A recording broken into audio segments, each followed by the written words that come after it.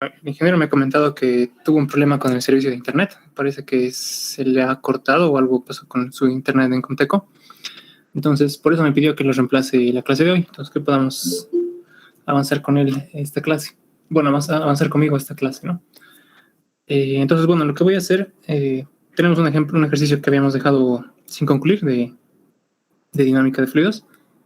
Sin embargo, lo que voy a hacer esta clase, vamos a aprovechar de hacerlo un poco diferente.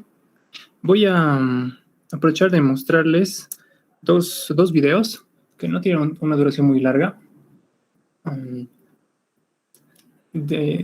concerniendo la dinámica de fluidos, ¿no? Y el flujo de fluidos. Entonces, yo creo que para que podamos tener también una idea más completa de algunos conceptos que posiblemente aún estén faltando en lo que es la dinámica de fluidos. Entonces vamos a tomarnos unos 20, 25 minutos a aprovechar de ver esos dos videos y luego vamos a hacer una pequeña sesión de preguntas y respuestas sobre eso y análisis sobre los términos y estos videos. Bueno, finalmente, si nos da tiempo, concluimos el ejemplo que teníamos pendiente. Si no, lo dejamos para la clase de auxiliatura. No hay problema. Entonces, bueno, primero voy a mostrarles un video sobre el principio de Bernoulli, ¿no? La ecuación de conservación de Bernoulli. Entonces, este es el que vamos a ver, son 9 minutos, no va a ser muy largo. Pero son muy buenos, en todo caso, esto va a seguramente aclarar muchas cosas. Entonces, vamos a aprovechar de ver este video. Ciencia aeronáutica, el principio de Bernoulli. Para empezar a entender por qué vuela un avión, debemos referirnos a Daniel Bernoulli, que allá por el siglo XVIII hizo un gran aporte a la física, el principio de Bernoulli. Principio de Bernoulli, ¿cómo lo iban a llamar? Principio de Platini, si lo hizo Bernoulli, es el principio de Bernoulli. Sí, así es. Bernoulli explicó muchos fenómenos que ocurren en los fluidos a partir de la idea de que en estos fluidos la energía se conserva. Doctor, vale aclarar entonces que el aire es considerado un fluido como el agua. Correcto, señor de acá. El aire es un fluido. Y el principio de Bernoulli relaciona la velocidad de un fluido con su presión. Ajá. Y además dice que la energía de un flujo es una constante. Ajá. Esta energía es proporcional al producto de la velocidad y la presión. Ajá. O sea que si la velocidad aumenta, la presión disminuye. Ajá. Y viceversa. Si la velocidad disminuye, la presión en un fluido aumenta. Ajá. No entendí nada. Pero escúcheme, pero es muy fácil. A mayor velocidad, menor presión. A menor velocidad, mayor presión. Ah, bueno, ahora me queda más claro. Lo que pasa es que usted lo explica mejor que el señor. Bueno, me alegro de que lo haya comprendido. Pero lo mejor en estos casos es predicar con el ejemplo. Vamos a hacer una serie de experimentos rápidos y sencillos para comprender el principio de Bernoulli y por qué vuela un avión. Ajá. Señor de allá, le pido que tome una de esas hojas de papel y la sujete por las esquinas del lado más corto. ¿Cómo no? ¿Así, doctor? Efectivamente. Si ahora le pido que sople en la parte de arriba del papel, ¿qué le parece que pasaría? Y el papel se va a venir para abajo. Ajá, veamos, inténtelo. Esto es magia, doctor. Nada de eso. Al soplar usted está aumentando la velocidad por arriba del papel. Bernoulli, a mayor velocidad, menor presión. Exactamente, como aumenta la velocidad del aire, hay menor presión en la parte de arriba que en la parte de abajo. Por lo tanto, el aire a mayor presión del lado de abajo levanta el papel. Muy bien. Podemos hacer otro experimento, ¿no? Otro, por favor, doctor. Hagamos otro ahora, vamos.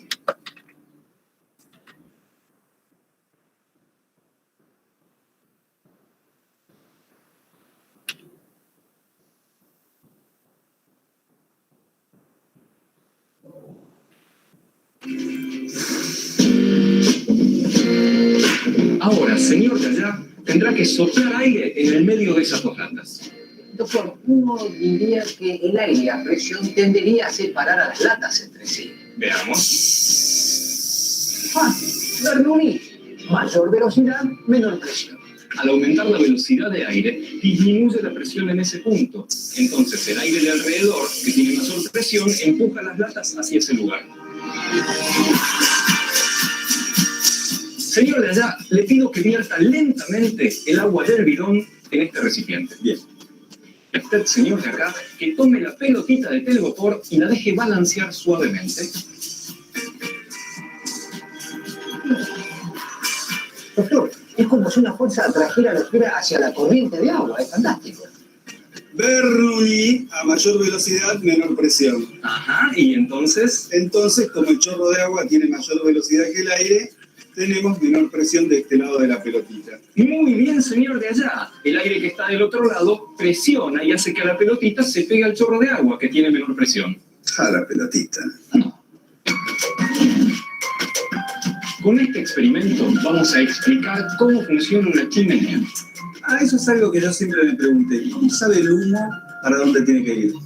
No es que sabe, lo empujan. Hagamos de cuenta que el recipiente es un hogar a leña, que el cereal de arroz inflado es el humo y el tubo de acrílico una chimenea. Y usted, señor de allá, con su turbina simuladora de flujo aéreo, es el viento que sopla por sobre la chimenea. Bueno, ¿cómo no, doctor? Disculpe, doctor, pero yo, ¿qué papel juego en esta interesante experiencia? Usted simplemente es el testigo del experimento, señor de acá. Bien, comenzamos. Por favor. Igual a mí me parece una sopladora de hojas. Silencio de comienza. Bien, mayor velocidad. ¡Bernoulli! ¡Bernoulli! Principio de Bernoulli. A mayor velocidad, menor presión del aire por arriba.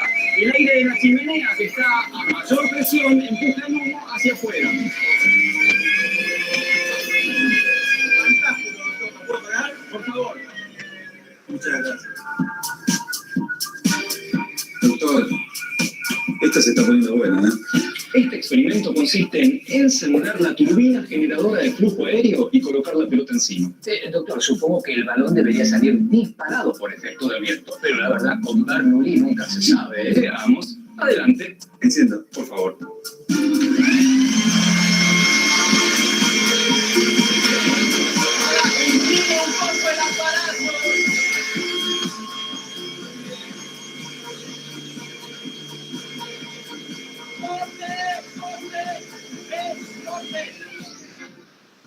¡Esto está buenísimo, doctor! Bueno, no me grites, apagó el aparato. Disculpe, no me di cuenta. Lo que sucedía es que el aire de afuera está a mayor presión. El aire que sale de la sopladora está a mayor velocidad, por lo tanto a menor presión. Entonces el balón se mantiene fijo. Doctor, ¿lo podemos hacer de nuevo? Por supuesto. ¡Ahí vamos!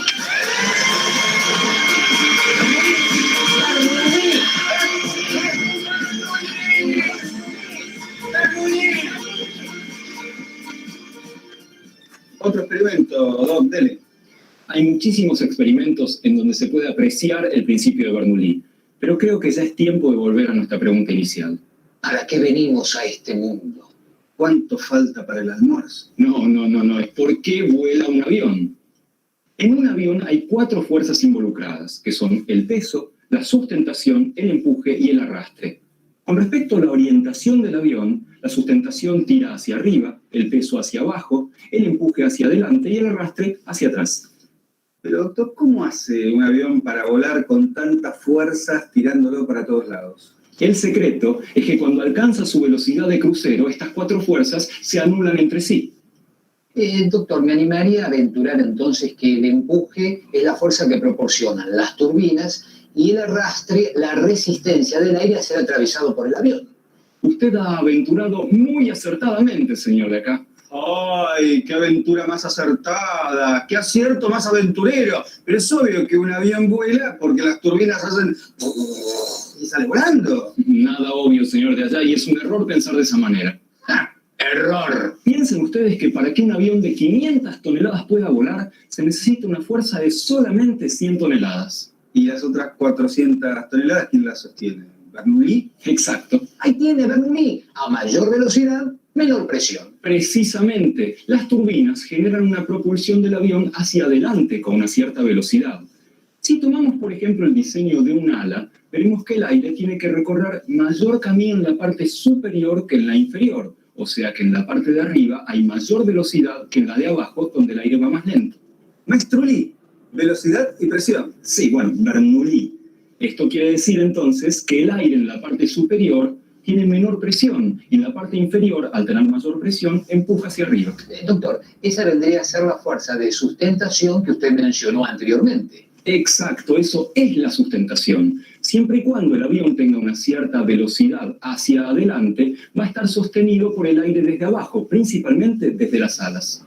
Entonces el principio de Bernoulli explica la sustentación, que es una de las 4 fuerzas del avión. Así es, y en este caso, la sustentación se va a compensar con el peso que está relacionado con la fuerza de gravedad. De esta manera, las 4 fuerzas se compensan y el avión vuela. ¿Listo? Sí, ya terminé. Bueno, entonces podríamos despedirnos con un experimento. Por supuesto, buena idea. Doctor, discúlpeme, pero esto hace lo que creo que hace.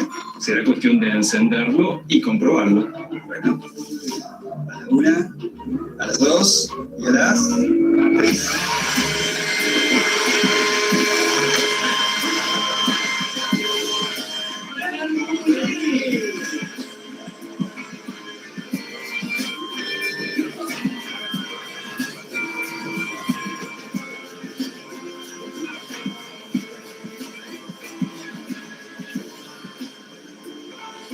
Proyecto G, tercera temporada. Ciencia. Bueno, bien. Ese sería un primer video. En todo caso, que corresponde al tema de al principio de Bernoulli, ¿no? Entonces vamos a aprender simplemente de acá en realidad vamos a deducir que la presión y la velocidad en un fluido son si aumenta la velocidad en un punto del fluido, en todo caso disminuiría la presión, ¿no? Entonces acá se ha demostrado en varios experimentos ese tema. Luego, no sé si tienen alguna otra consulta, alguna pregunta respecto a este video, algo que no les ha parecido intuitivo.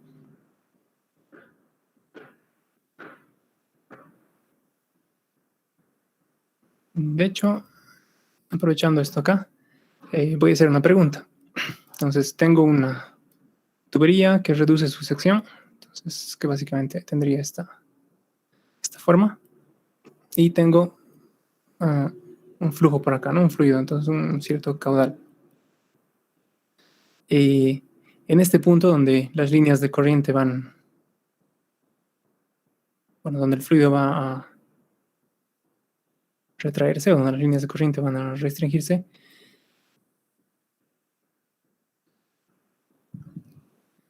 en este punto donde se contrae el flujo, acá en el punto 1, y luego, bueno, voy a marcar un punto, ahora está en punto 0, y finalmente otro punto que sea el punto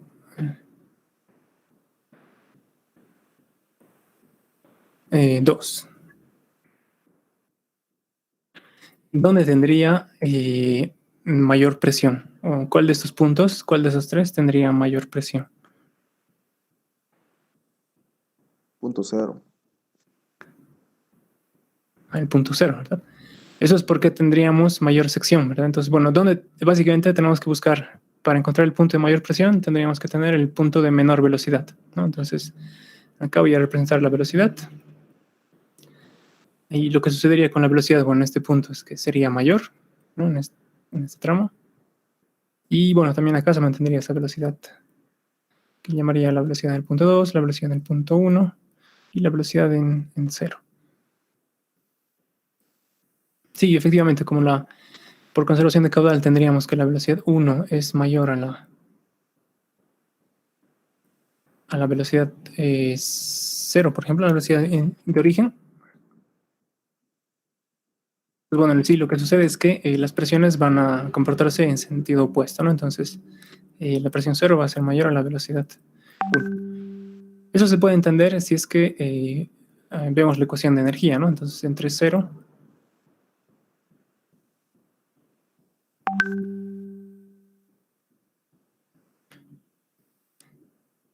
o la ecuación de Bernoulli, bueno, simplemente expresada en términos de presión 1Z1 más ese término, la velocidad 1 al cuadrado sobre 2 veces G, que vamos a llamar la carga a partir de ahora. Entonces, bueno, sí, si vemos que Z, la altura en estos dos puntos, en 0 y en 1, vamos a suponer que es la misma, entonces simplemente que es el mismo valor y se puede simplificar. Y acá se ve una relación, ¿no? Que la suma de la presión, la energía de presión más la energía de velocidad da un valor y que se mantiene constante en el punto 1. Si estoy diciendo que aumenta la velocidad V1, eso para que mantenga básicamente el valor energético total, tendría que hacer que la presión haya disminuido, ¿no? Entonces, esto al mantenerse en un valor constante, bueno, si aumenta ese término, este tiene que disminuir, ¿no? Para mantener una constante, un valor de energía constante acá, ¿no? Y en todo caso, si en todo caso acá la velocidad es menor, si la velocidad estuviera siendo disminuida respecto a otro punto, bueno, la presión tendría que aumentar respecto a este otro punto. Eso en primer lugar, ¿no? Entonces, eso al principio no es muy intuitivo. Entonces, el darse cuenta que este punto donde el fluido se está restringiendo es aquí donde hay menor presión, ¿no? Este sería el punto. Es ahí donde se restringe, ahí sería el punto de menor presión.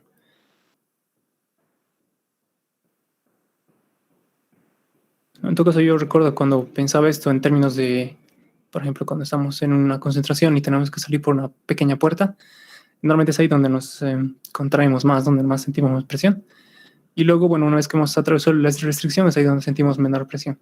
Entonces, en un fluido, bueno, esto va a seguir la ecuación de energía, y en este punto en concreto es donde tendríamos menor presión. Puedo aprovechar de mostrarles también un segundo video que presenta algunos otros conceptos. Vamos a aprender nuevos conceptos respecto a lo que es flujo laminar y flujo turbulento y algunos otros términos. Entonces voy a aprovechar de pasarles esto. Bien, entonces vamos a ver este otro video que tiene una duración un poco mayor de 18 minutos. ¿Okay? Pero presten atención, de acá vamos a sacar varios conceptos nuevos. Entonces, bueno, adelante. Patrocinado por Cotonel. Es como una trampa para científicos. Sí, lo es. Si no, miren al comandante de la Estación Espacial, Chris Hadfield.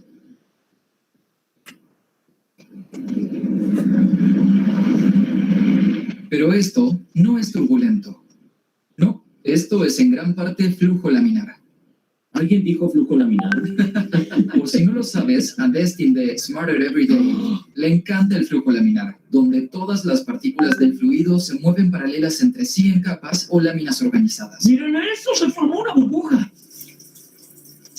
Donde vivo, bajan la ventanilla de su automóvil cuando me ven y gritan: el flujo turbulento es lo mejor. ¡Wow! Eso me sucede aquí, en Huntsville. Sí. Este es mi argumento para ti, Destin. El flujo laminar es más fácil de amar. Ok. Pero el flujo turbulento, si haces el esfuerzo, es en realidad más genial. No, el flujo turbulento no es mejor que el laminar. Es genial, pero no es mejor que el flujo laminar. Debo decir que lo entiendo, lo comprendo a Destin. Me refiero a que el flujo laminar es bonito y se comporta bien, mientras que el flujo turbulento es un desastre, en más de un sentido. Es decir, ni siquiera hay una definición universal aceptada de flujo turbulento. Lo sabrás cuando lo veas. ¿Eso sucede con la turbulencia? Más o menos, sí. Entonces, en lugar de una definición formal, en este video vamos a construir una lista de verificación sobre el flujo turbulento para que lo identifiques cuando lo veas. Y la primera característica del flujo turbulento es que es impredecible. Así es, el flujo turbulento es desordenado, impredecible, literalmente caótico por definición. Es decir, que depende sensiblemente de las condiciones iniciales. Por eso, si algo cambiara en algún lugar del fluido, cambiaría completamente el estado final. Y eso significa que no puedes hacer predicciones con el fluido turbulento. Todo lo que puedes hacer es hablar estadísticamente. Aunque están las ecuaciones de Navier-Stokes, que están destinadas a gobernar todo el flujo de fluidos, incluidas las turbulencias, son muy difíciles de resolver. De hecho, existe un premio de $1 millón para quien pueda mostrar progreso en obtener conocimiento con estas ecuaciones para explicar la turbulencia. Por eso, sí, lo entiendo, la turbulencia es un desastre, el flujo laminar es fácil de amar, es como la reina del baile, mientras que el flujo turbulento es como un patito feo. Pero en este video quiero transformar ese patito feo en un hermoso cisne.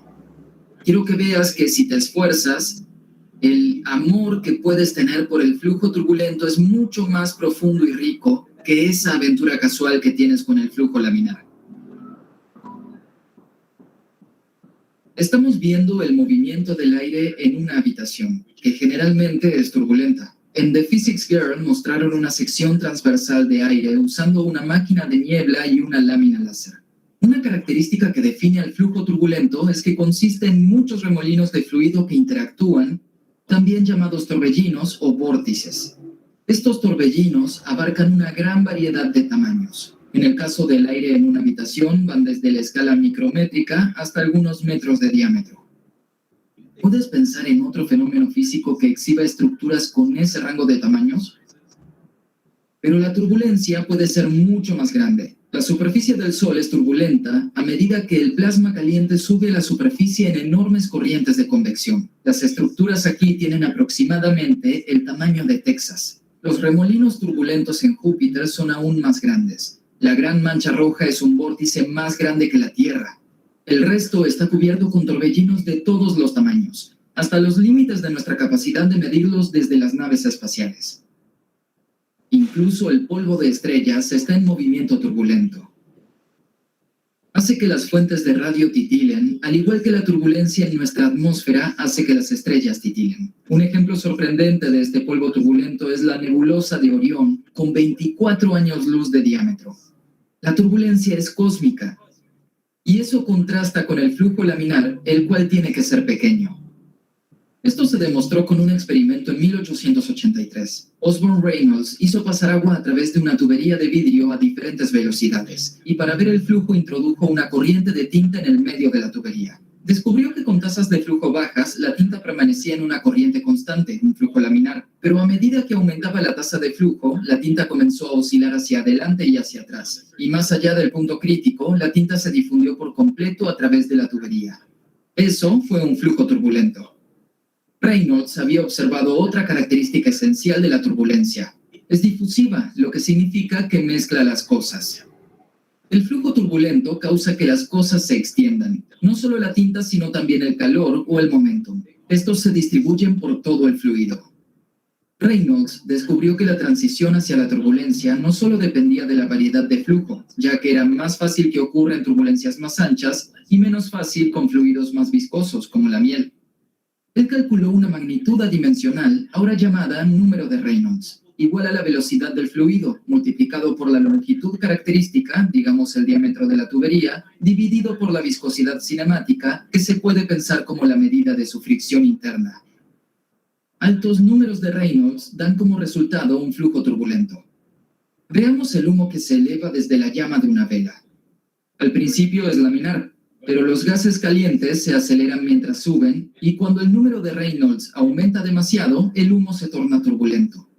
Por lo tanto, el flujo laminar solo se produce con números bajos de Reynolds, es decir, que está limitado a bajas velocidades, tamaños pequeños o fluidos viscosos. Por eso, en nuestra vida cotidiana, la mayoría del flujo de fluidos es turbulento. El flujo turbulento es la regla, el flujo laminar es la excepción. El aire que entra y sale de los pulmones es turbulento. La sangre que bombea por la aorta también. La atmósfera cerca de la superficie es turbulenta, al igual que el flujo de aire adentro y alrededor de los cúmulos y de los cumulonimbos. De hecho, el modelado muestra que el flujo turbulento es esencial en la formación de gotas de lluvia. Así que la turbulencia literalmente hace llover.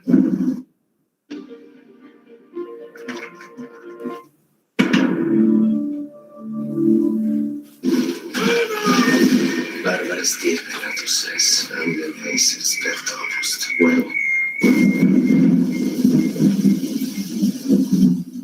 Voy a crear turbulencias con este fluido reoscópico. Reoscópico significa que muestra las corrientes y lo hace al tener estas pequeñas partículas suspendidas en el agua. Lo que notarás si miras este flujo turbulento es que gradualmente se extingue. Eso sucede porque otra característica de la turbulencia es que es disipativa. Es decir, toma energía en las escalas más grandes, en estos grandes torbellinos, y luego esa energía se transfiere a torbellinos cada vez más pequeños, hasta que en escalas más pequeñas esa energía se disipa en el fluido como calor. Y para mantener la turbulencia necesitas una fuente constante de energía, algo para seguir generando esos grandes torbellinos. Por eso solemos pensar en la turbulencia alrededor de los objetos que se mueven a través de fluidos, como aviones, automóviles o barcos. Así que quiero pensar en la interfaz entre un objeto y el fluido. Para eso, imagina un líquido que fluye sobre una superficie plana. Lejos de la superficie, el fluido no se ve afectado, se sigue moviendo con su velocidad de flujo libre. Pero justo en la superficie, debido a la fricción y la adhesión, las moléculas del fluido están efectivamente adheridas a la superficie. Su velocidad es cero. El fluido a su lado solo puede fluir lentamente debido a la fricción con esta capa estacionaria. Al aumentar la distancia desde la superficie, la velocidad de los fluidos aumenta desde cero hasta que alcanza la velocidad de flujo libre. Y esta región de ajuste de velocidad se conoce como capa límite. En este caso es una capa límite laminar. Para formar esta capa límite, la superficie aplica una fuerza al fluido. Eso significa que el fluido aplica una fuerza igual y opuesta, y es lo que se conoce como fricción de la superficie. Si la velocidad del fluido es bastante rápida o si la superficie es larga, la capa límite crecerá y finalmente pasará a la turbulencia. En una capa límite turbulenta, el fluido gira y se mezcla, lo que hace que el fluido que fluye más rápido se acerque a la superficie. Y esto hace aumentar la fricción de la superficie. Por eso las capas límite turbulentas dan como resultado un arrastre notablemente mayor que las laminares. Y las capas límite en los aviones y barcos grandes son en su mayoría turbulentas. La fricción de la superficie representa la mayor parte del arrastre que experimentan. Para empeorar las cosas, las capas límite laminares pueden convertirse en turbulentas por pequeños obstáculos o superficies rugosas. En la práctica, significa que las superficies lisas y limpias disminuyen mucho el arrastre y ahorran combustible. Si tu automóvil está muy sucio, el consumo de combustible será mayor a que si estuviera limpio. Esto lo descubrieron los cazadores de mitos cuando lo probaron. También explica por qué los aviones se lavan con frecuencia. Cuando pensamos en aviones, imagino que se construyen de la manera más suave posible.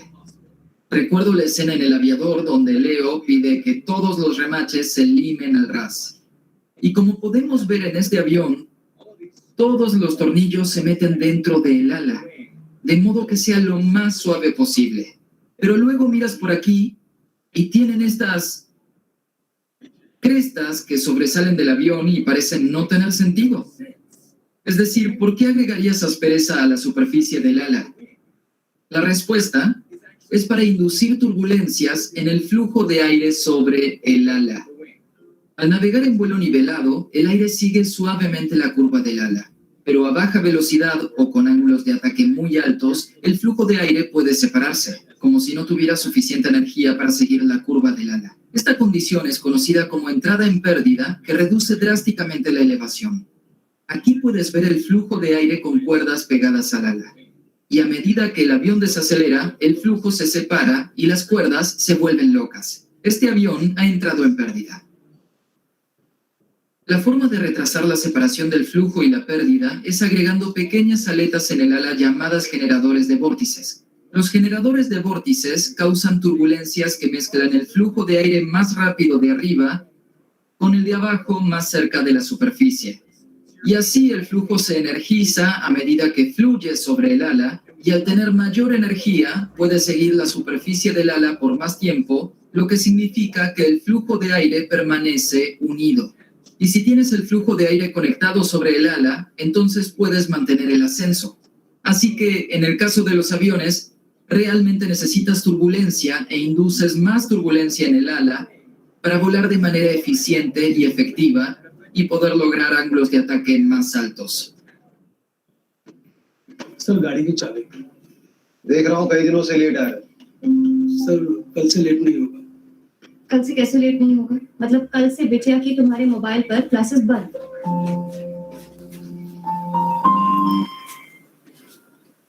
Un principio similar funciona con las pelotas de golf. Los escoceses notaron la turbulencia de la manera más difícil porque comenzaron a jugar con una bola de golf muy suave que no volaba tan lejos como lo hacían una vez que tenían abolladuras o estaban sucias.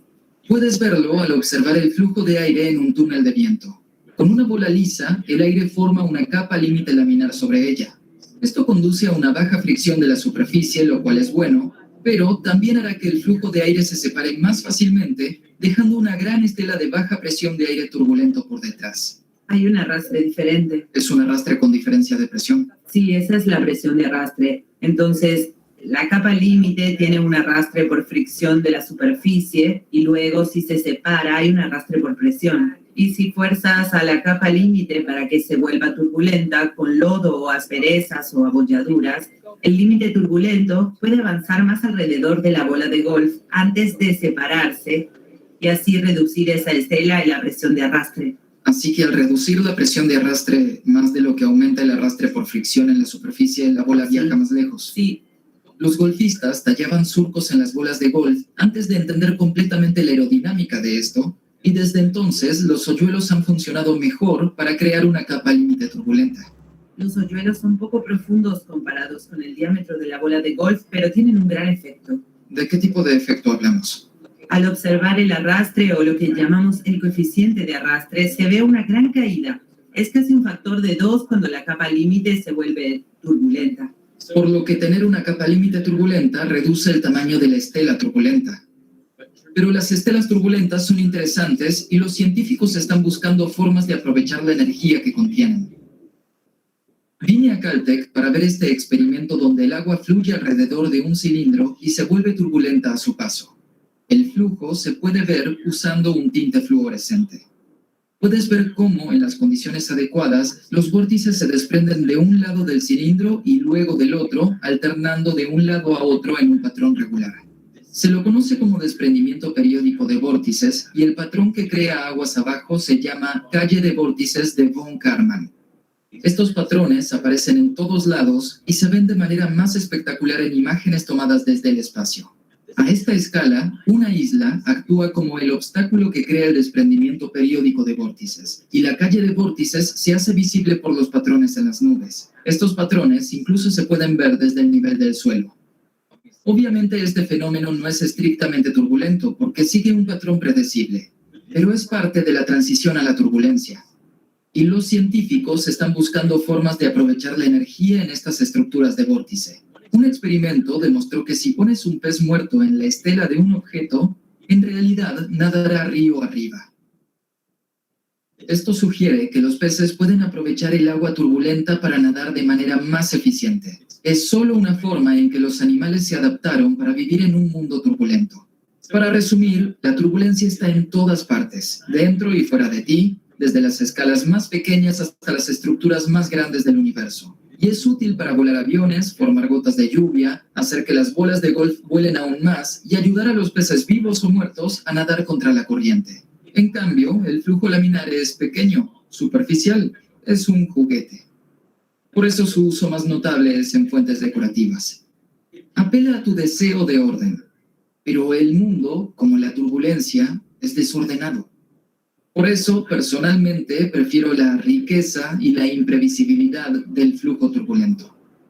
No, pero el flujo turbulento también tiene su lugar. De hecho, estoy estudiando el flujo turbulento para mi educación. Estoy estudiando el flujo turbulento en las toberas de los cohetes. Estás engañando a los flujos laminares, eso haces.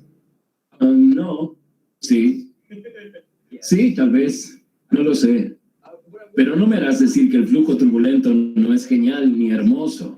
No me harás decir eso. Así que te lo diré, estoy de acuerdo contigo, el flujo turbulento es genial, estoy de acuerdo. Ok, muy bien. Pero no es tan genial como el flujo laminar, seamos honestos. Hey, solo quería decirles que este video fue filmado antes de la pandemia por COVID-19 y antes de que tengamos que quedarnos en casa.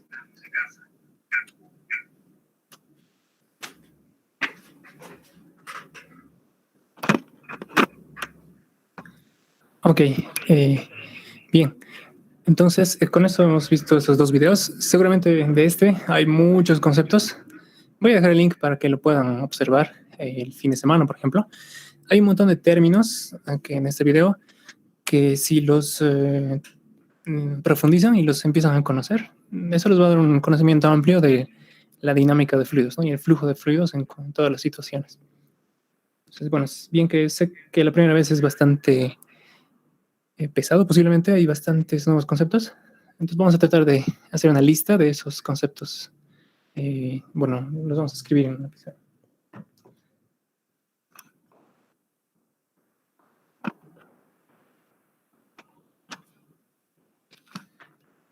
Bien, entonces, bueno, ustedes me van a indicar, me van a ayudar con eso, qué palabras y conceptos han encontrado en este video.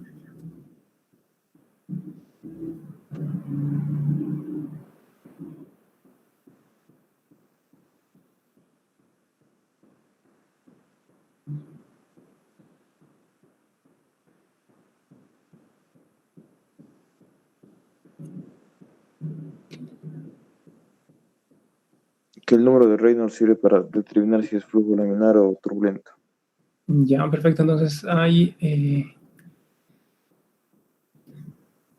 número de Reynolds, ¿no? Ese es un concepto, entonces, de Reynolds. Por lo pronto no voy a escribir la expresión, pero luego es algo que van a tener que meter luego, ¿no?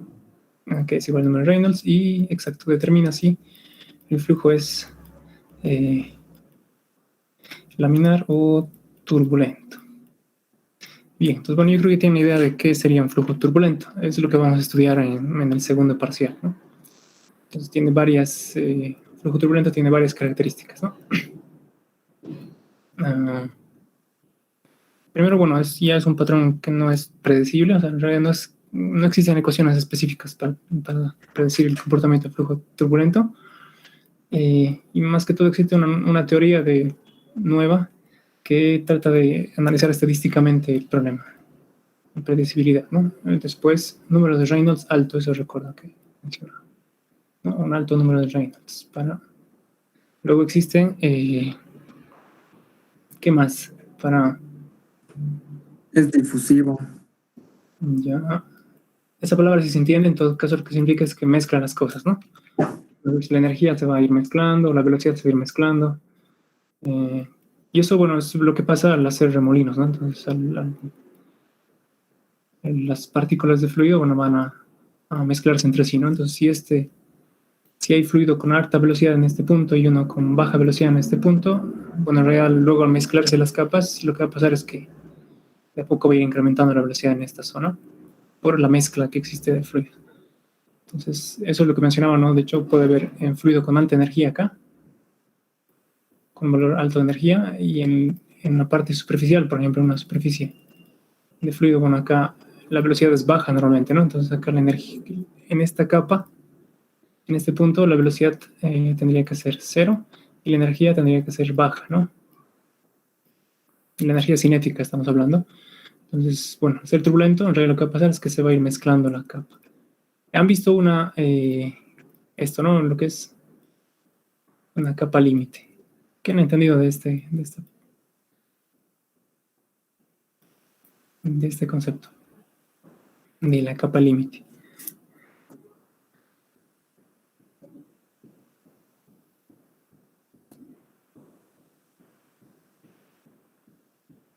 Que hasta cierto espesor de fluido con flujo es flujo laminar. A partir de ahí son tantas capas que el flujo tiende a ser turbulento. Bueno, sí, estamos más o menos por ahí. La capa límite en realidad significa esto, ¿no? Si yo tengo una superficie fija, entonces, esta que estoy dibujando acá, y luego tengo un fluido que se encuentra en movimiento, yo hago mover un fluido con una cierta velocidad. Si ese fluido tiene una velocidad v, por ejemplo, lo que va a pasar es que en la superficie, bueno, justo en la superficie de contacto, ahí la velocidad hemos visto que era 0, ¿no? En contacto con el sólido. Y lo que tendría que pasar es que va a haber una zona, un cierto espesor, donde nosotros solíamos dibujar esto. Dibujamos este perfil de velocidad lineal. Ahí dibujamos ese perfil de velocidad lineal. Bueno, ya lo que han de ver en el video es que dibuja directamente, en lugar de una capa, de una distribución lineal de velocidades, dibuja una distribución parabólica de velocidades, ¿no? Distribución cuadrática. Bueno, eso sucede ya cuando los espesores son mayores y el flujo es en tuberías o en otro tipo de elementos. Y ya no sucede lo que sucede en lubricación cuando los espesores son pequeños. Entonces, bueno, acá estaría el espesor a lo largo del cual van variando las velocidades desde 0 hasta la velocidad que tiene el fluido externamente, ¿no? Entonces, esto le llaman capa límite, ¿no? Al espacio en el que las velocidades se ajustan desde 0 hasta el valor de la velocidad de flujo libre, ¿no? Velocidad libre. Bueno, en este caso, como todo es laminar, sería una capa límite laminar. Y en el caso en que sea turbulento, si estas partículas ya van mezclándose,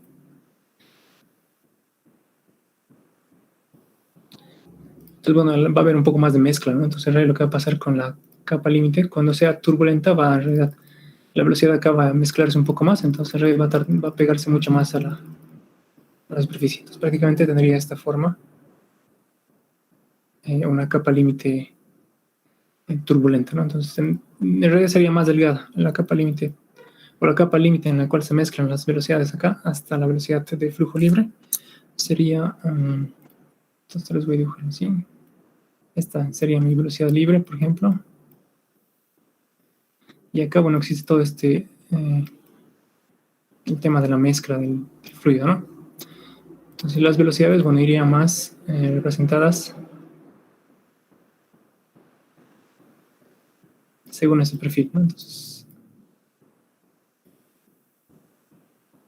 bueno, un poco la variación entre un perfil de velocidad lineal y un perfil de velocidad, un perfil de velocidad laminar y un perfil de velocidad capa límite turbulenta, bueno, viene a ser un poco esto. ¿Qué más? Luego se hablaba de los vórtices, ¿no? ¿Qué han entendido por esa palabra, por ese concepto? Un vórtice.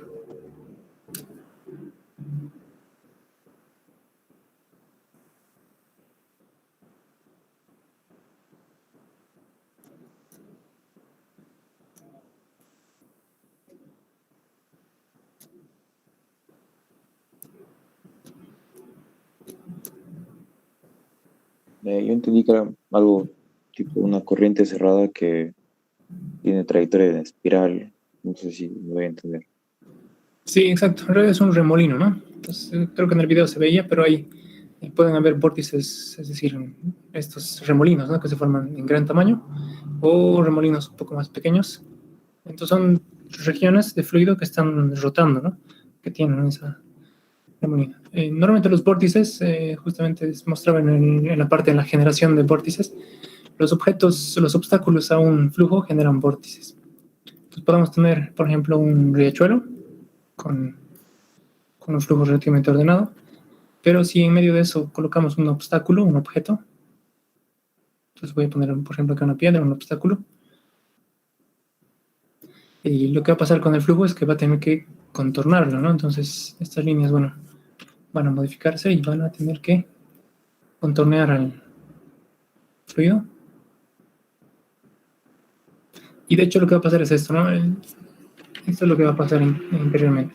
Entonces el fluido va a tratar de seguir en la superficie del fluido y en algún momento va a tratar de retomar su velocidad de flujo libre, pero bueno, hasta un cierto punto sigue a la superficie. Entonces podría esto seguir por acá y de esta forma, o podría en algún momento acá desprenderse esa capa, desprenderse la capa del objeto. Y normalmente lo que se genera ahí es el fluido luego de haberse desprendido. Si se ha desprendido, por ejemplo, relativamente rápido, hay un vacío que se genera aquí abajo, entonces eso vuelve a absorber el fluido, ¿no? Entonces ahí se genera este vórtice, ¿no? Y ustedes han visto justamente en el video, había una generación, un desprendimiento periódico de vórtices, porque eso sucede, bueno, un momento por este lado, en realidad, y luego un momento por este. Entonces al final había este patrón de vórtices, este red va a prolongarse y va a seguir más adelante, y bueno, va a haber este desprendimiento periódico de vórtices, ¿no? Entonces, bueno, sí, esos serían los vórtices, son los remolinos que se forman, y sobre todo se generan, bueno, cuando se atraviesa un obstáculo, ¿no?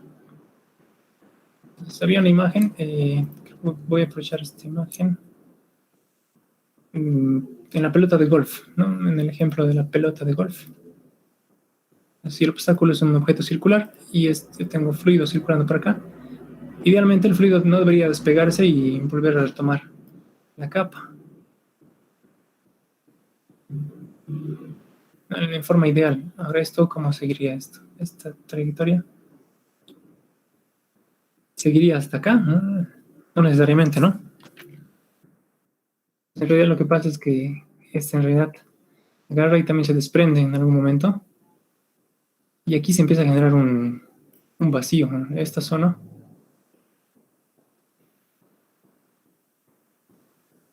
En la zona en que ya se ha desprendido el fluido, ahí se genera un vacío.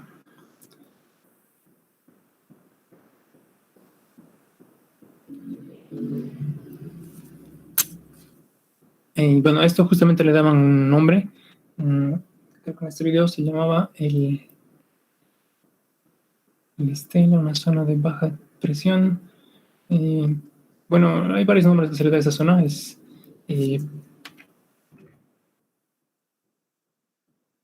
le denomina también presión adversa.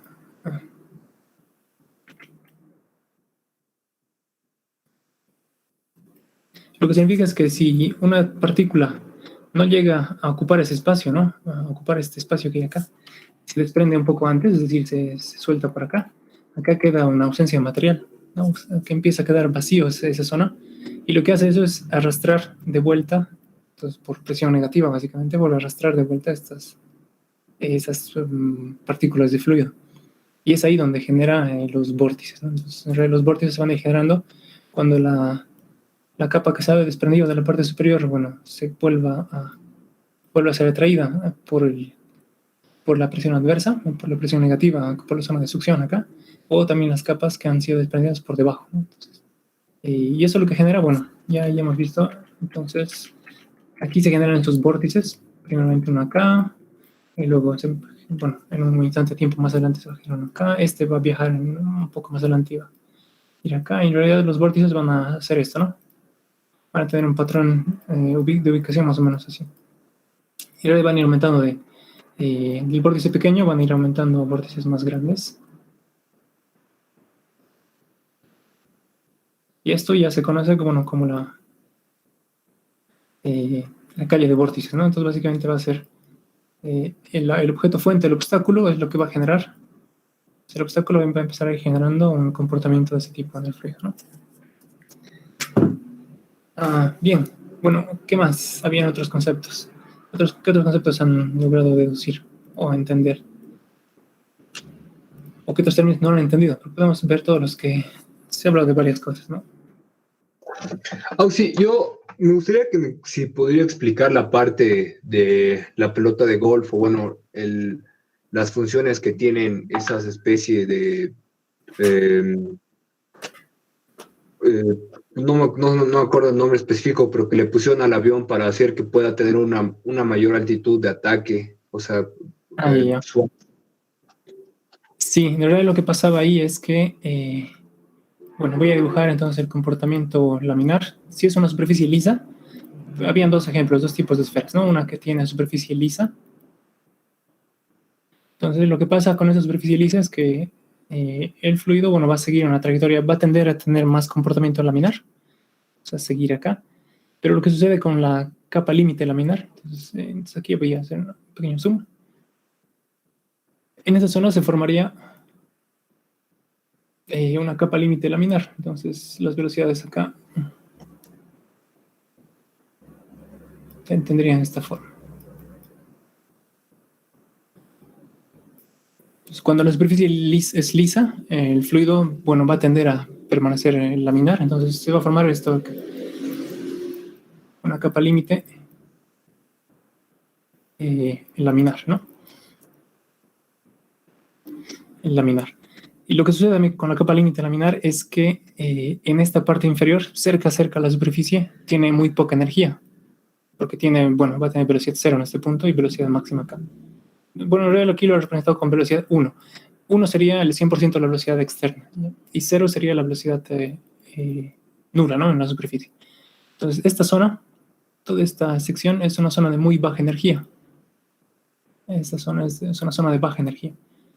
Y lo que sucede es que cuando tiene poca energía y existe una trayectoria que va a tender a separar al flujo, se separa relativamente rápido. Un flujo de poca energía se separa relativamente rápido. Entonces, existe prácticamente algo así. La separación rápida. Entonces, en una superficie lisa tenemos una separación de la capa bastante rápida, ¿no? Separación rápida. Eso es porque el fluido alrededor de la superficie tiene muy poca energía. Ya, entonces eso es lo que pasa en un caso. Entonces, separación rápida de la capa límite sería, ¿no? Y bueno, en el caso de la superficie rugosa, voy a dibujar un poco. Ya. Esta que es mi esfera un poco más rugosa. Entonces, lo que va a pasar es que el flujo, bueno, va a atravesar este objeto, pero al tener el objeto todas estas asperezas, en realidad aquí lo que está pasando es que en esta zona,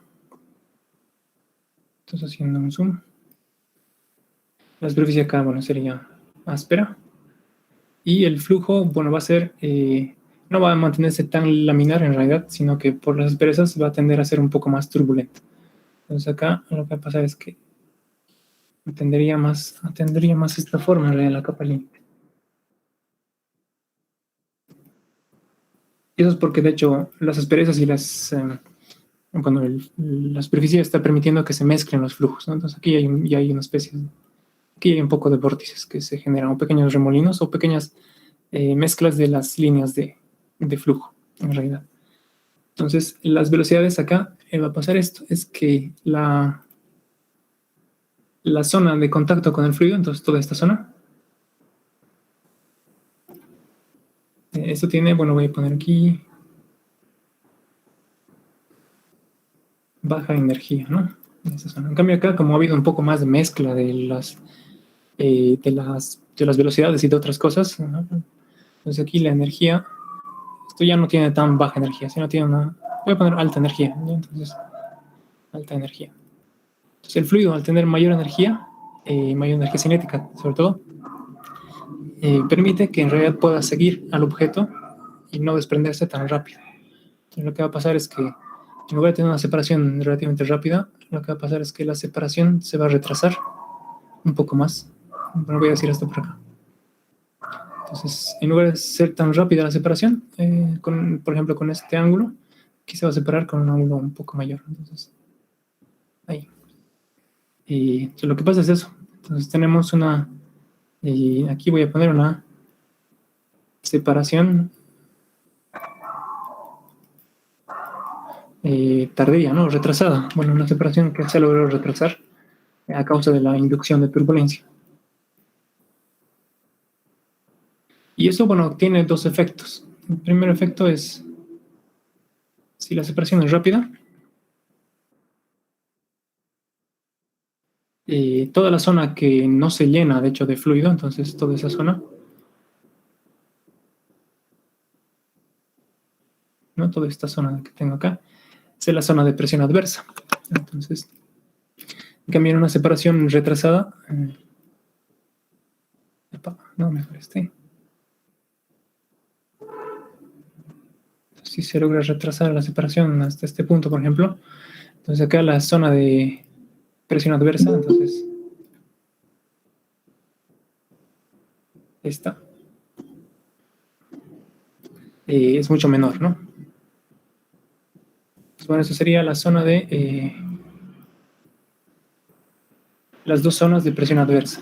¿Qué significa? Entonces acá hay mucha más, es como que estuvieras succionando o aspirando hacia atrás. En realidad lo que hace esto crea una fuerza en este sentido hacia el cuerpo. En cambio esto crea una fuerza un poco menor en ese sentido porque es mucho más pequeña la sección. Entonces, si bien la fricción acá es más alta, por decir algo es de este tamaño, en esta capa límite turbulenta, bueno, la fricción es un poco mayor, entonces tendría que ser algo así. Esas serían las fuerzas de fricción, fuerzas viscosas o fuerzas de fricción. Pero a causa de la estela reducida, en todo caso, entonces el otro efecto es que esa sería la fuerza, fuerza por la presión adversa y es reducida. Entonces, en realidad, la fricción finalmente, bueno, tendría que dibujar al revés. Creo que si el fluido va en ese sentido, la pelota va así. Suponiendo que la pelota, aquí he hecho algo mal. Suponiendo que la pelota tiene esta velocidad, la fuerza viscosa iría al revés, ¿no? Entonces esto iría hacia atrás. En capa límite laminar sería relativamente pequeña esa fuerza viscosa. En capa límite turbulenta, la fuerza viscosa, la fricción viscosa es un poco mayor.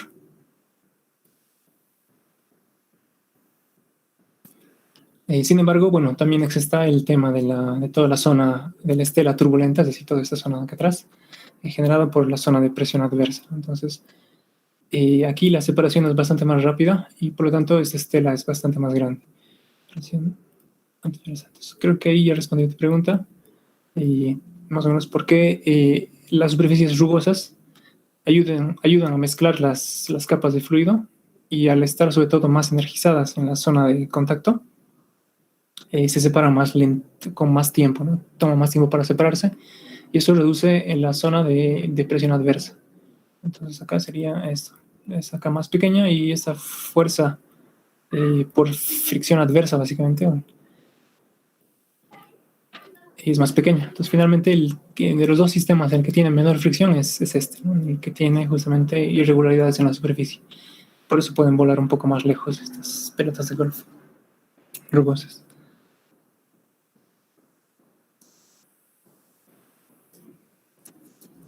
Bien. Entonces, ¿he logrado responder tu pregunta? Sí, Oxy, gracias. Ya, perfecto.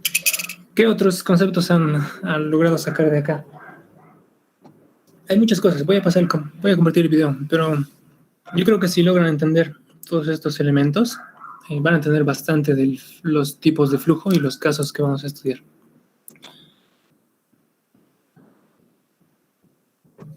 Y las posibles aplicaciones en dinámica de fluidos computacional y otros aspectos. Bien, entonces, bueno, acá se genera presión adversa, ¿ves? Porque no se logra llenar ese espacio con el fluido, ¿no? Es porque se desprende. Acá, en todo caso, bueno, la zona de mayor velocidad sería esta, y por lo tanto también habría menor presión en esta zona. Bien, ¿qué más? Vórtices, capas límites, números de Reynolds. Hemos visto la rugosidad, también es un tema que va a afectar al comportamiento. Rugosidad. Bueno, en este caso hemos mezclado fluidos con viscosidad. Entonces, básicamente aquí, en este tipo de análisis, se considera la viscosidad de los fluidos.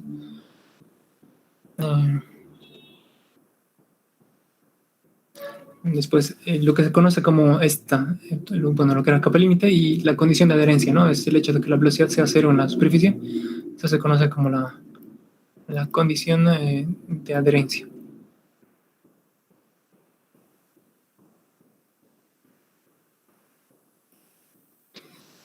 ¿Qué más? Tal vez una aplicación bastante útil sería lo que pasa en las tuberías. Porque es lo que vamos a empezar a ver ahora. En una tubería, entonces cuando tengo una tubería y tengo un caudal, y considerando, bueno, que este es el eje de la tubería, entonces tengo una pared circular. Entonces voy a empezar a poner la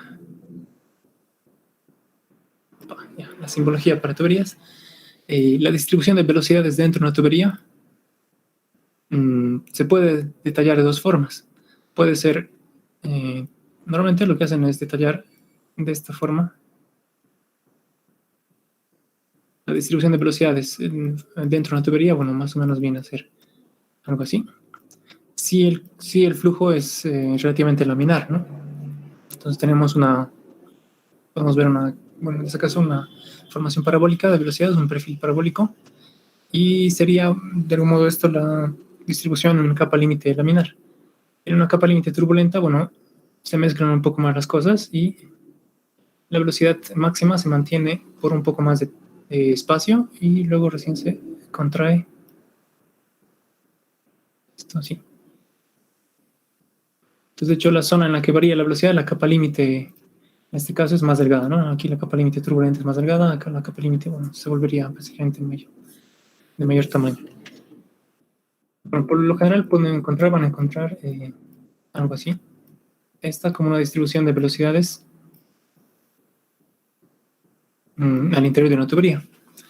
Entonces, en realidad no hay una velocidad constante, pero sin embargo nosotros utilizamos esta ecuación. Caudal es igual a velocidad por área, ¿no? Bueno, el área sería el área transversal. Y la velocidad, son dos casos de velocidad en régimen laminar y en régimen turbulento. Y la velocidad acá vamos a siempre, bueno, en todo caso, de hecho, ya es considerada una velocidad promedio. ¿Okay? Entonces, aquí sería más o menos, esa velocidad promedio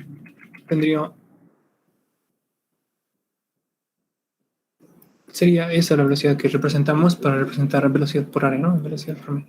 Y acá, bueno, vendría a ser más o menos... Entonces, bueno, con esa parte del cálculo, con esta ecuación no nos vamos a complicar, simplemente representa una velocidad media de flujo dentro de la tubería. Y sin embargo, en cuestión más detallada, bueno, tiene una formación, respeta básicamente las mismas leyes que hemos visto acá. De hecho, lo que sucede luego vamos a empezar a hablar de cosas un poco más avanzadas, tal vez. En una contracción súbita, entonces en un cambio de diámetros. Existe esto. Van a darse cuenta que hay trayectorias de flujo que van a tener que contraerse. Y estos no pueden instantáneamente girar tampoco. Entonces tienen un tiempo tienen un retardo y luego recién retoman el punto. Entonces, esto también viene así, toman una inercia y luego recién van a volver a pegarse a la pared. Si yo hago un zoom en esta parte, ahí, lo que pasa es lo siguiente. Es que las trayectorias de flujo, bueno, vienen de esta forma y se pegan. Tienen ese retraso para volver bueno, hay una especie de zona acá. Una pequeña zona bastante pequeña. En realidad, esta pequeña zona, que voy a tratar de pintar un poco acá.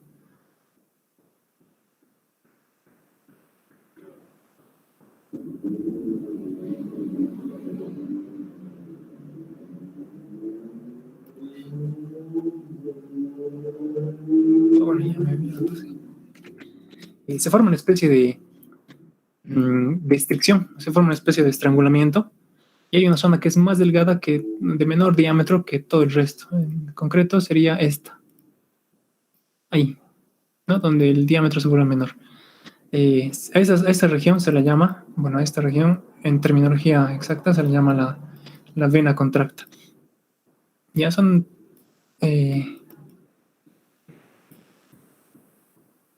entonces, en realidad las partículas de flujo igual van a ir, en este caso no van a poder girar según la superficie, no van a poder seguir esta trayectoria. Entonces, si además están llegando en esta dirección, o en esta dirección, entonces no pueden girar ese rato, ¿no? También se desprenden un momento y vuelven a tomar. Entonces aquí hay una pequeña zona de presión adversa, entonces un desprendimiento de material y aquí se genera también remolinos y turbulencias. Justo es en la zona donde las trayectorias de flujo se vuelven más delgadas, conocida como la vena contracta. Y es acá donde se puede generar un problema típico de cavitación. Entonces, este término es importante para conocer qué región podría, de una contracción súbita, ser propensa más adelante a fallar por cavitación. Buenas tardes. Vamos a aprender esto. Cavitación es básicamente la formación de burbujas de vapor de agua dentro del líquido. Entonces, es cuando hay una presión tan baja. La cavitación se da cuando la presión baja tanto, justamente en esta zona donde hay un gradiente de presión adversa. La presión es negativa y va siendo tan baja que causa la vaporización del líquido a temperatura, puede ser a temperatura ambiente. Entonces el agua puede vaporizarse a 20 grados centígrados si la presión llega a ser baja de 100 kilopascales a alrededor de, creo que 6 kilopascales. Entonces, cuando la presión baja tanto, a 20 grados centígrados podríamos tener vaporización. Entonces aquí básicamente lo que pasa es que se forma vapor de agua, ¿no? O vapor de líquido en que estamos analizando. Si en el caso fuera agua, entonces se forma vapor de agua en esta zona. Si existe demasiada velocidad y la velocidad hace que se desprenda y se genera una zona más grande, esto puede generar formación de burbujas de vapor que más adelante, bueno, un poco más atrás, pueden causar daños. Y entonces un poco varios fenómenos explica ese tipo de cosas. Bien, entonces eso es importante respecto a las tuberías. ¿Qué más? Luego han entendido también que en esta zona de mayor velocidad, donde justamente más líneas de corriente van a converger, ¿no? Entonces, la zona de mayor velocidad va a ser específicamente el área donde hay menos ancho, menor diámetro disponible. Sería justamente la vena contracta. Es ahí donde tenemos la mayor velocidad. La velocidad va a incrementar y también, por ende, la presión en esa zona va a disminuir. Y además que se genera este otro fenómeno que es el de la separación de capa y la presión adversa. Y todo eso puede generar, bueno, que justo en esta región que viene un poco después del obstáculo en concreto, es ahí donde se pueda generar la formación de burbujas de vapor de agua y posteriormente el problema que viene por esta formación, que sería la cavitación. Ok, ¿qué más? Otros conceptos que hayan sacado de acá.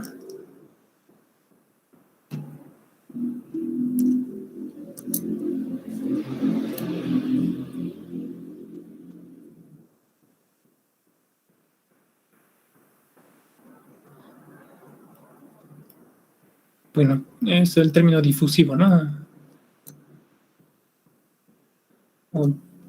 El hecho de que algo sea difusivo es que se puede distribuir a lo largo de todo el volumen, más o menos, ¿no? Que se puede ir combinando, las cosas se mezclan, ¿no? Eso es básicamente la difusividad. ¿Qué más? Había un término disipativo también, ¿no? Decía que también el flujo turbulento es disipativo.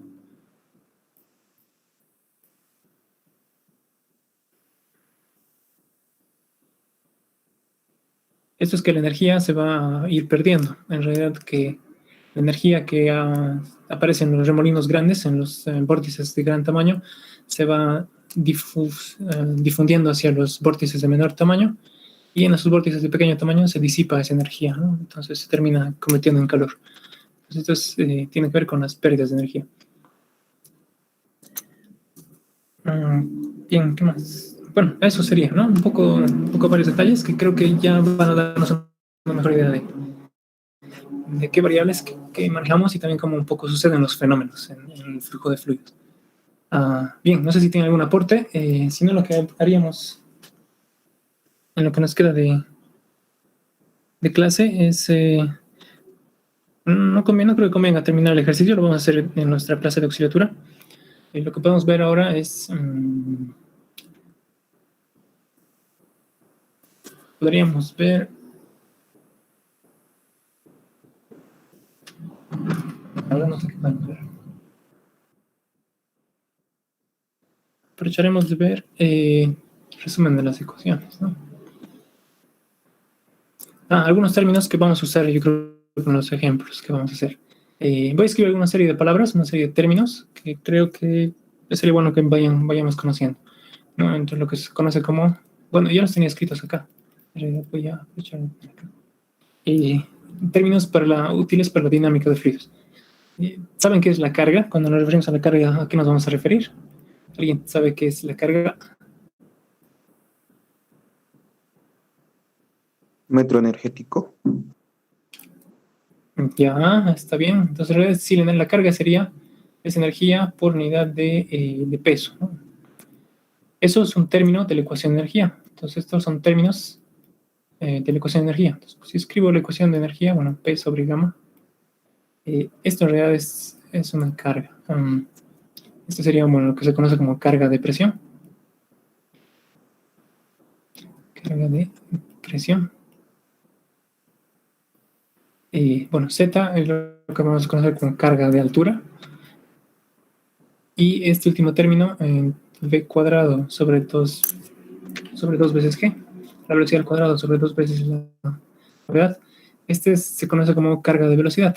Entonces, en realidad son los términos de la ecuación de energía, ¿no? Son las cargas.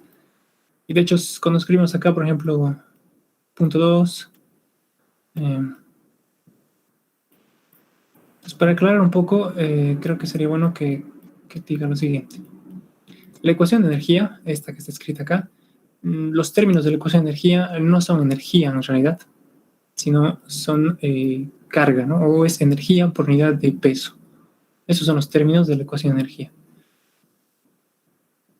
Entonces acá el término que escribimos acá, el W de la bomba, por ejemplo, o el término de pérdida.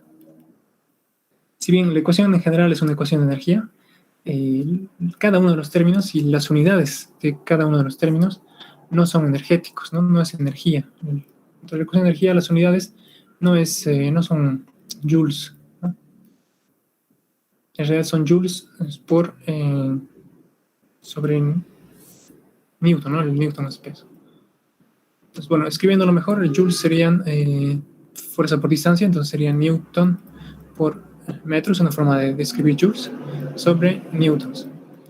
Por eso es que normalmente se escribe esta ecuación, también el docente lo hace, newtons por metro sobre newton. Y entonces representa energía por unidad de peso.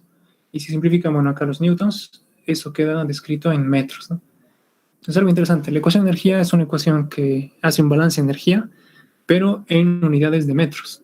O sea, que la energía se ha convertido en distancias. Entonces, y por eso puede ser útil pensar en que la altura es directamente una forma de energía, ¿no? Es la energía potencial para el fluido. Este término también es muy utilizado, B al cuadrado sobre 2 veces G. Entonces, a ese le llamamos carga a nosotros. Entonces, la carga para nosotros va a ser este término. Cuando no nos digan carga específicamente de qué, es la carga de velocidad. ¿Okay? Entonces, cuando nos refiramos a carga o pérdidas de carga, es este término. Y por eso esto también... Sí.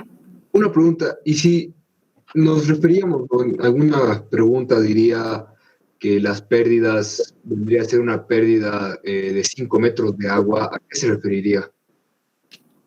Ya.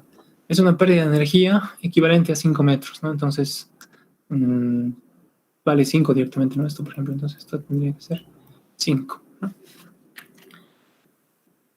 Entonces hay que entenderlo, ¿no? Porque esta ecuación, en realidad, si simplifico las unidades, se convierte en metros. Entonces, una pérdida de 5 metros de agua sería un valor de 5 en esta ecuación. Entonces, sería eso. Ahora bien, este término, que vamos a conocer como... Esta puede ser denominada la carga de una bomba, ¿no? Bueno, no se le llama tanto la carga. A la bomba no se le llama tanto la carga, sino se le llama la cabeza. La cabeza de bomba. También por el hecho de que esta ecuación, las unidades de esta ecuación son metros, en términos simples, entonces también se le llama esto altura de bomba, ¿no? Creo que el Inge escribe más que todo, creo que lo convierte en H, ¿no? Creo que lo llama H después. Vamos a ver eso. Yo me acostumbro también a escribirlo como H, altura de bomba. ¿Qué representa? Es un término de la ecuación de energía. Entonces, en la ecuación de energía representa la altura que generaría o la altura que sería capaz de levantar esa bomba con su... La altura que sería capaz de levantar el fluido en esa bomba, ¿no? Altura de bomba. Entonces, yo pongo una bomba por ejemplo, de una cabeza de 36 metros. Lo que significa es que con ese caudal, por ejemplo, la bomba sería capaz de levantar 36 metros el fluido en altura vertical. Eso significa de nuevo, ¿no? Entonces, yo creo que es importante entender bien eso, las unidades y qué es lo que hacemos cuando hacemos ecuación de energía. Entonces, la ecuación de energía hace un balance de energía, pero en unidades de metros. Y todos los términos de la ecuación de energía, de esta ecuación escrita en esta forma, son metros, ¿no? Son distancias. Entonces la presión por peso específico también es una distancia. Esto, bueno, es altura geográfica, altura geométrica, ¿no? Topográfica. Y eso vendría a ser la altura equivalente o la energía, la carga, en este caso, de velocidad, ¿no? Bien. ¿Qué más? Voy a mover un poco esto un poco más abajo.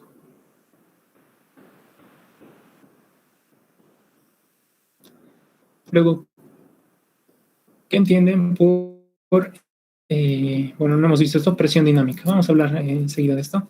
La presión dinámica es un nuevo tipo de presión. Entonces, en realidad, la presión estática es igual a, y ya hemos aprendido a calcular esto, la presión estática se calcula cuando tenemos un fluido en reposo. Entonces, sería el peso específico del fluido por la altura h respecto a un nivel de superficie, ¿no? A una superficie libre. Y esa sería la presión estática. Sin embargo, la presión dinámica también es una presión que aparece. En realidad, este sería de algún modo el término de presión estática. Y si esto lo convierto a presión, esto sería lo que corresponde a la presión dinámica. Entonces, básicamente sería, si esto para convertir la presión, se tendría que multiplicarlo por gamma, ¿no? Entonces, esto para convertir la presión dinámica tendría que multiplicarlo por gamma y eso sería la presión dinámica. Entonces, la presión dinámica es este término. Entonces, es un medio de la densidad por la velocidad al cuadrado. Esa es la presión dinámica. Bueno, escrito en términos que corresponden un poco más a la ecuación de energía, sería B cuadrado sobre 2 veces G por gamma, ¿no? Entonces, esto es densidad por gravedad. Gravedad y gravedad se anulan y solo queda densidad. Entonces, básicamente es lo mismo. Lo vamos a aprender de esta forma, la presión dinámica. Esto nos sirve en realidad en los casos en los que la lectura de presión es afectada tanto por la velocidad del fluido como por la altura del fluido. Entonces, ¿en qué caso se da eso? Bueno, por ejemplo, voy a dibujar una tubería y acá medimos, por ejemplo,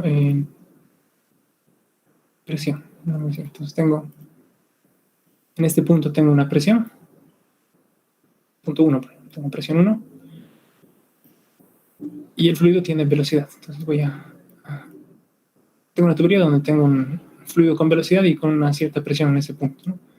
Y lo que va a pasar acá es que en esta parte, en esta columna de fluido, en la parte de toda esta columna de fluido,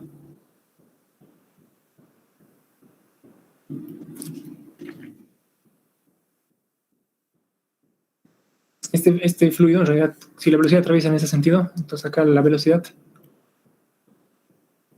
del fluido es 0, ¿no?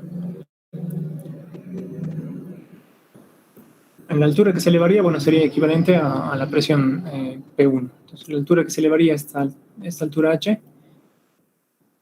sería, bueno, presión 1 sobre gamma, directamente. O gamma 1 por H sería la presión. Bueno, tendría que ser H hasta medida hasta el eje, ¿no? Tendría que ser esta altura. Listo. Entonces, bueno, podríamos decir que la presión 1 es equivalente a la columna de líquido, ¿no? Entonces, P1 es igual a gamma por H. Sin embargo, en un caso un poco diferente en el que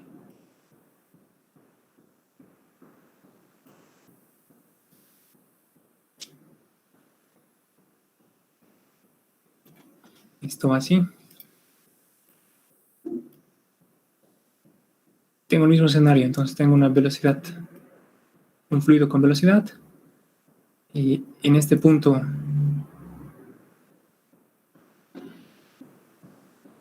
tengo una presión P1,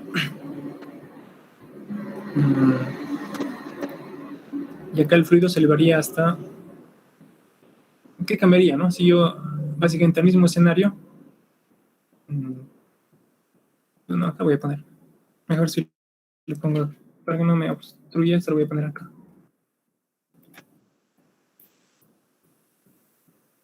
Ahí. P1. Bueno, en el eje de... La presión P1 medida en el eje de la tubería. Y luego, entonces, yo acá tengo que el fluido va a tratar de ingresar dentro de este conducto por la velocidad que tiene. Y eso va a hacer que en realidad exista un efecto de presión dinámica que no se da acá. Entonces aquí lo que va a pasar es que nuevamente la columna acá va a quedar estacionaria. Esa columna de líquido, ¿no? La parte que está dentro del tubo, dentro de este orificio. Entonces, un tubo curvo. Y lo que vamos a ver es que esta altura, esta nueva altura que vamos a tener acá, H', va a ser diferente de la altura H. Y eso porque en realidad la velocidad al impactar contra esta sección, con esta región estática de fluido, con esta región que se está quedando quieta, va a generar una presión extra y esa es la conocida como la presión dinámica. Entonces aquí lo que vamos a tener es tanto un efecto de presión estática, una presión P1, más un efecto debido a la presión dinámica o al menos debido a la velocidad. Entonces, la altura H'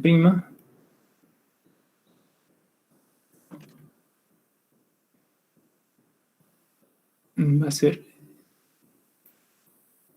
sobre gamma, más, bueno, es el término de la presión estática, más este nuevo término de presión dinámica. Y ¿no? En medio de la densidad por la velocidad al cuadrado o la carga por gamma. Lo voy a escribir de esta forma, según este término, en medio de la densidad por la velocidad al cuadrado. Bueno, sería la presión dinámica, a ver.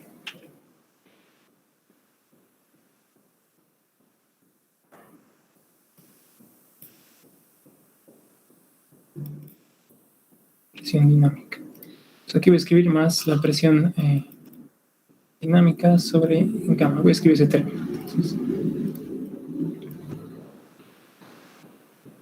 sería igual a...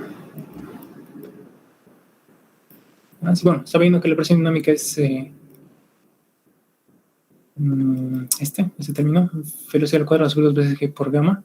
Si lo divido entre gamma, bueno, quedaría solamente ese término, ¿no? Entonces, v al cuadrado sobre 2 veces g.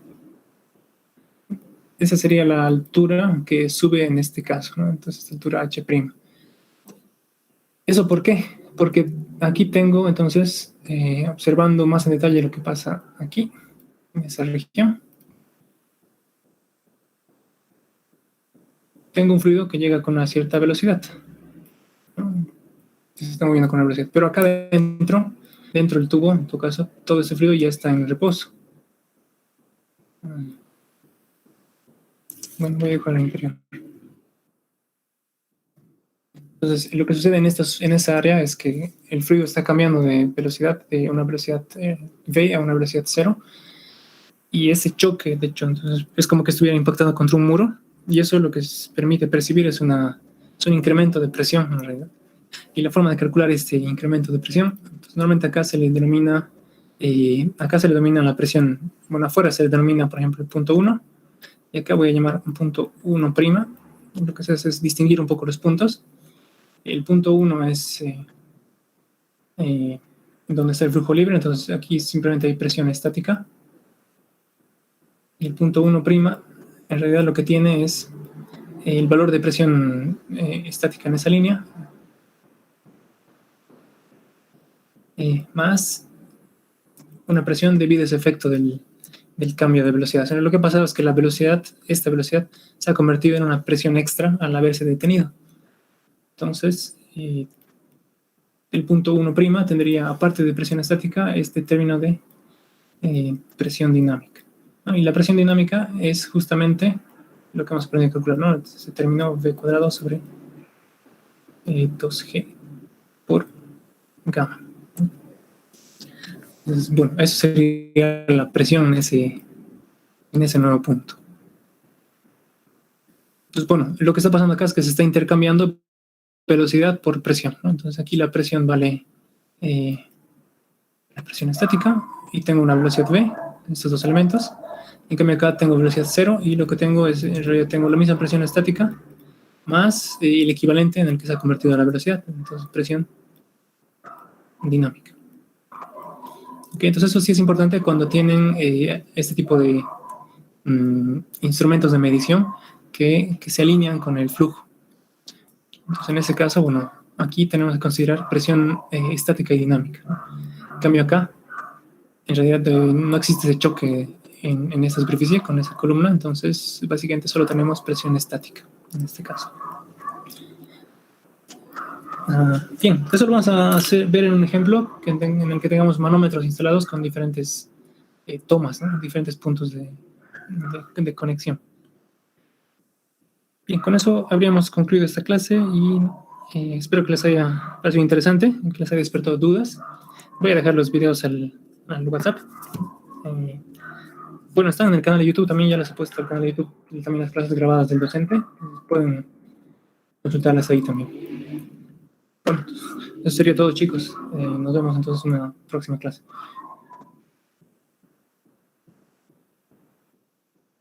Listo, hasta luego. Un buen fin de semana. Gracias.